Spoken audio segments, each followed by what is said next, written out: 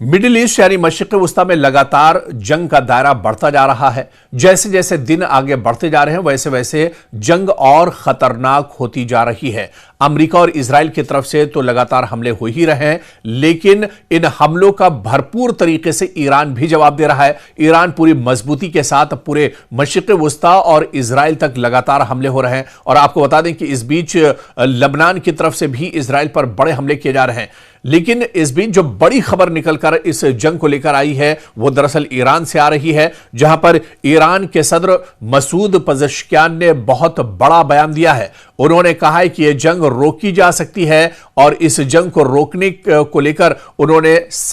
रुकनी एक तरह से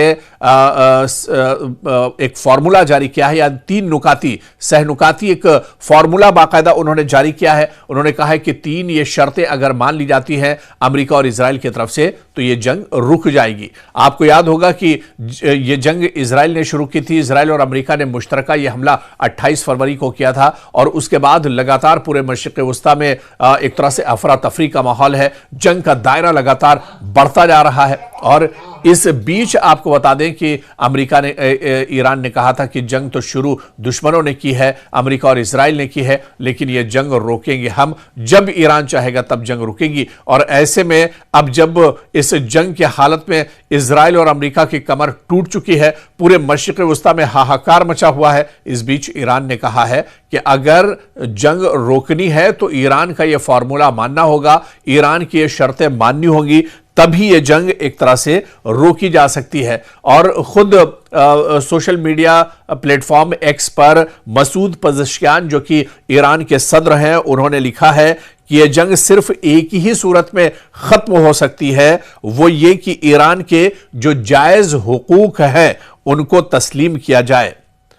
मसूद पज़ेश्कियान ने सीधे तौर पर कहा है कि ईरान के जो हुकूक हैं, जो जायज हुकूक हैं, उन हुकूक को तस्लीम किया जाए तो यह जंग एक तरह से रुक सकती है। और इसके अलावा उन्होंने एक और जो बड़ी शर्त रखी है कि मुआवजे की अदायगी और मुस्तकबिल में किसी भी किस्म की जारिहत के खिलाफ मजबूत जमानतें भी जारी है, यानी जो ईरान का इस जंग में नुकसान हुआ है उसका मुआवजा दिया जाए और इसके अलावा इस बात को भी तस्लीम किया जाए कि आगे इस तरह की कार्रवाई इजराइल या अमेरिका की तरफ से नहीं होगी, खित्ते में इस तरह के हालात नहीं होंगे, आगे से जारिहत या जंग जैसी सूरत हाल एक तरह से नहीं होगी और जबरदस्ती ईरान पर जंग नहीं थोपी जाएगी। तो तीन चीजों को, यानी ईरान के जो जायज हुकूक हैं उन्हें एक तरह से माना जाए, इसके अलावा जो जारिहत है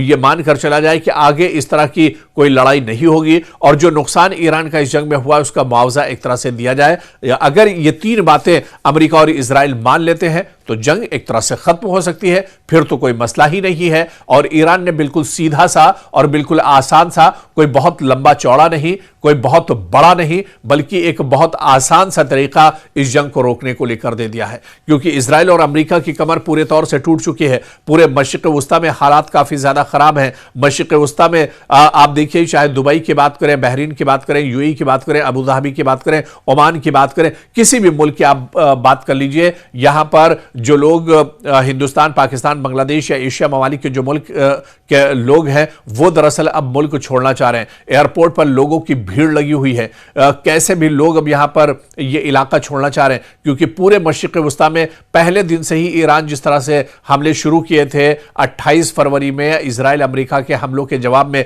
जो कार्रवाई एक तरह से शुरू की थी ईरान ने, वो लगातार अभी भी जारी है। और ईरान ने कहा था कि जब तक मशरिक़ वस्ता में अमेरिकी तंसीबात, अमेरिका के सिक्योरिटी फोर्सेस के जवान, अमेरिका का जो अमला, अमेरिका की जो एम्बेसी, जब तक इस सब को खत्म नहीं कर लेंगे तब तक चैन से नहीं बैठेंगे। और यही वजह है कि ईरान की तरफ से जोरदार तरीके से ये हमले किए जा रहे हैं। और अब ईरान ने यह भी कहा है कि अगर जंग आप रोकना चाहते हैं, क्योंकि ईरान तो इस जंग को अब नहीं रोकेगा, ईरान जब चाहेगा तभी यह जंग रुकेगी, लेकिन अगर अमेरिका और इजराइल जंग रोकना चाहते हैं तो बहुत आसान सा फार्मूला है। तीन चीजें इस फार्मूले में दी गई हैं। इस फार्मूले को अगर इजराइल और अमेरिका तस्लीम करते हैं, आगे से इस तरह की हरकत अगर ये ममालिक नहीं करेंगे, इसकी जमानत लेते हैं, तो जंग एक तरह से रुक सकती है, खित्ते में हालात एक तरह से पटरी पर लौट कर आ सकते हैं। लेकिन अब यह देखना है कि मसूद पज़ेश्कियान के इस बयान पर इस